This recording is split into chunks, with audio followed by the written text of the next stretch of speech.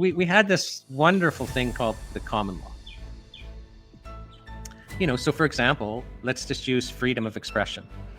We had really strong freedom of expression in our common law that did bind government, right? So government couldn't step in and take away your freedom of expression. You had the common law right to freedom of expression that also bound the government. What happened in 1982 is we came up with this, well, let's put rights in our Constitution. And likely this was a political maneuver by Pierre Trudeau to sell the Constitution, right? Because he wanted, his big thing was repatriate. And, we'll talk about how Pierre Trudeau in a moment basically is the one that moved us from a confederation into a unitary state. I'll explain what all that is in a minute. But so we're putting these rights into a constitution and saying in the British Act, so what the Constitution Act of 1982 says, hey, this is the law. So section 52 of that act, of the Constitution Act of 1982 says that the Constitution of Canada is the supreme law of Canada. And any law that is inconsistent with the Constitution is of no force and effect. So here, we've got this British statute saying this British statute, it's the supreme law of Canada.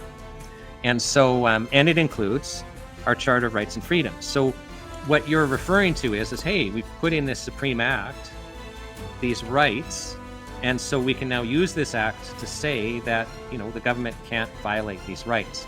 And so that gave us a new mechanism that we, call trying to enforce constitutional rights. But it doesn't mean that prior to that, the courts wouldn't hold the government to account on our common law rights. And, basically our charter rights, to most extents, we already had those rights under the common law, right? So here we're experiencing in Alberta, really with our Bill of Rights fiasco, pretending that, we didn't have the right to refuse medical treatment before. So are you aware what I'm talking about? So the Alberta government just recently, within the last month, amended our Bill of Rights, supposedly to help us, but really they took rights away. So it was kind of like a bait and switch. And so what happened is there was a group in Alberta that was pushing, they're called the Black Hats, pushing to have a different Bill of Rights enacted. And the UPC at their convention apparently agreed to this. I wasn't at the convention, so I'm just relying on people. But rather than, use the bill that everyone thought they were going to, they're just making amendments to the existing Bill of Rights. And in Alberta, the idea had become popular, and we've all heard that, our government was supporting this, to add into our Bill of Rights the right to refuse medical treatment. Because in Alberta, a lot of people are upset about being pressured, or at least experiencing pressure, to take these COVID-19 injections.